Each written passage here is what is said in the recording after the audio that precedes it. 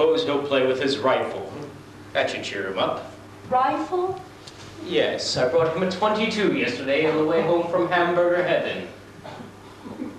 And where is the good doctor? Have you two feathered a love nest somewhere? He's in East St. Louis with his mother, visiting an aunt. Last I heard, she was going alone.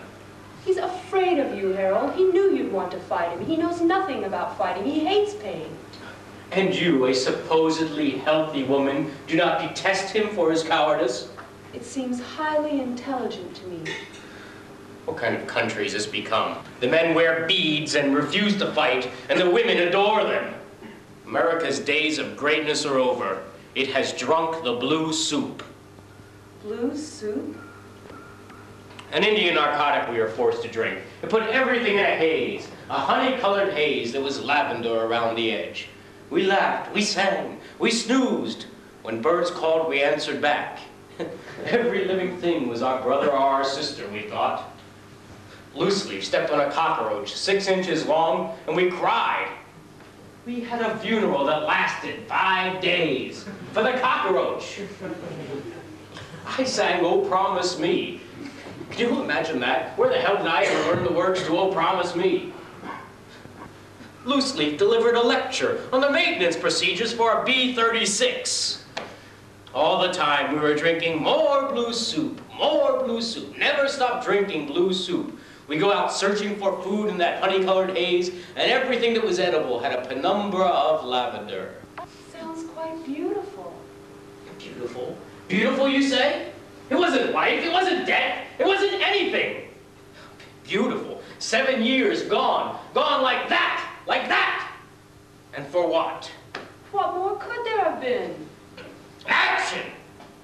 Interaction. Give and take. Challenge and response. Mom? What's this? What's this? Nothing. That's a rifle you have? No. Of course it is. Is it loaded? No. Open the bolt.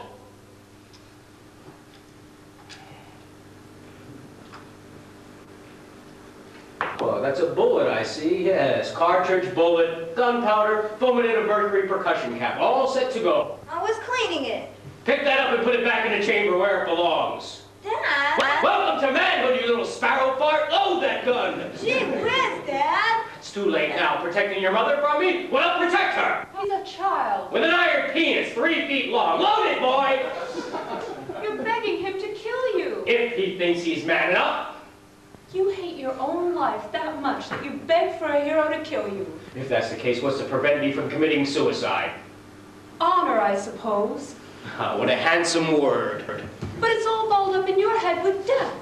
When you talk with these animals, you don't talk of killing them one by one. You've honored them with death. Harold, it is not an honor to be killed. If you've lived a good life, fought well. It's still just the absence of life, nothing more. It's worse than this blue soup by far, that nothingness. But to you, it's the honor that crowns them all. May I now continue with the rearing of my son? Is that gun loaded? Speak, by God! Can you fight with words? I don't want to fight with you. Tell me you don't like the way I treat your mother. Tell me you wish I'd never come home. It's your house, Dad.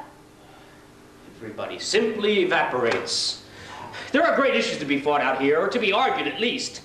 And the enemy, the champion of all who oppose me, is in East St. Louis with his mother and an aunt. I have so far done battle with a woman and a child and a violin. The old heroes are going to have to get used to this, Harold. The new heroes who refuse to fight. They're trying to save the planet. There's no time for battle, no point to battle anymore.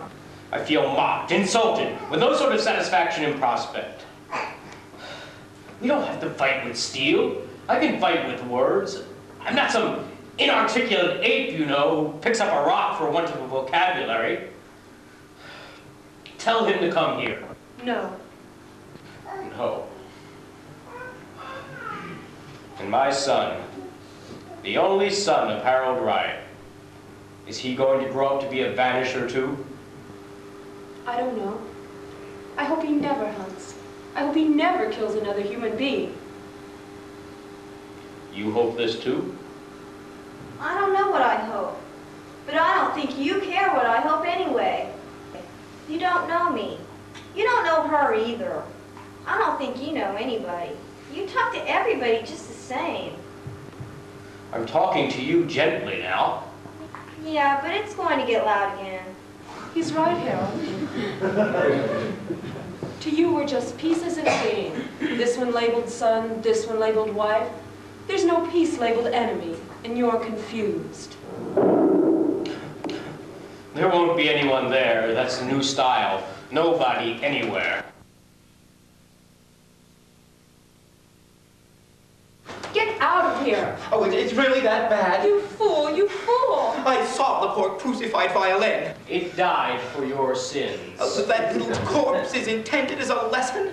Oh, there is a certain amount of information there. Lest we forget how cruel you are. I'm going to call the police. Don't. I agree. This is man to man. Oh, it's a healer to killer. Is that the same thing? What brought you back? The same hairy, humorless gods who move you from hither to yon. Not so humorless. Honor, if you like. Aha! The champion, after all. Of the corpses and cripples you create for our amusement. I get to choose the weapons, I think. You got it asked backwards. Actually, you're challenging me, but be my guest. We can fight with anything from toothpicks to siege howitzers. It's fine with me as far as I'm concerned. I choose words. Words. I choose truth. Aha! And you believe that words can wound like a bullet or a knife? What are you going to do? Crack my eardrums with your voice? Oh, Norbert, you have no idea what a stupid mistake you've made. She's right, of course. Just because I am calm and polite and perhaps even friendly, you shouldn't forget for a moment that I mean to kill you. Well, there's not going to be much left of you when I'm through. With words. A sample, old man. Oh, that magic root you gave me, your great discovery. Bought at the cost of all that blood. Pakwawan and Chiwa. I had it examined by a botanist. It seems he discovered your famous root. He explored that jungle for 5 years, armed with nothing but kindness, a talent for languages, and a little pocket knife. I see. Norbert, didn't you hear what he said about his treachery? You're watching a rattlesnake coil. Oh, haven't you ever seen a dead rattlesnake, Penelope? Museums are full of them. They die. They die. I must admit that was a very good thrust, depriving me of my satisfaction with that foolish root. Oh, Norbert, what about Ivan the Terrible? People use words on him and he had their hats nailed to their heads. A very crude man, I always thought. You're a son of a bitch.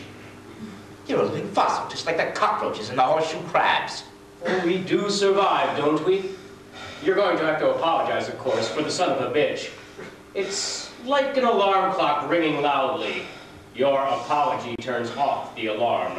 I'm turning off the alarm. I'm turning off everything. The lady is armed. Norbert, I want you to get out of here. And Harold, I want you to sit in that chair and not lift a finger until Norbert's gone. Whomever has a gun, you see, gets to tell everyone else what to do. It's the American way. I mean it, Norbert. Get out of here. She's right, Norbert. Get out of here. I haven't told you yet, have I, Harold? How comical I think you are. Comical? Sit down or I'll shoot. Oh, give me that goddamn thing. I might shoot you. Who knows? You've killed women? 17 of the things. 11 by accident. Come on, move. You too. Norbert, you come too. Oh, I'm fine. Look how happy he is. I've never been this happy in all my life. I've at last found the courage to fight if I have to. All that is most detestable above mankind. You mean the possibility of actual physical contact has entered your mind? It has. But you prefer to do the job with words. We'll see. I'm going to call the police. No. You must not ruin this moment in my life. I'm going to call them anyway. I've told you before, the only way a man of peace like yourself can deal with a warrior like Harold is to stay away from him. He may pretend to be beguiled by his glitter, but reason is only so much costume jewelry to him. He has but one objective, which is to watch his enemies cease to be. Goodbye. She is not always wrong, you know.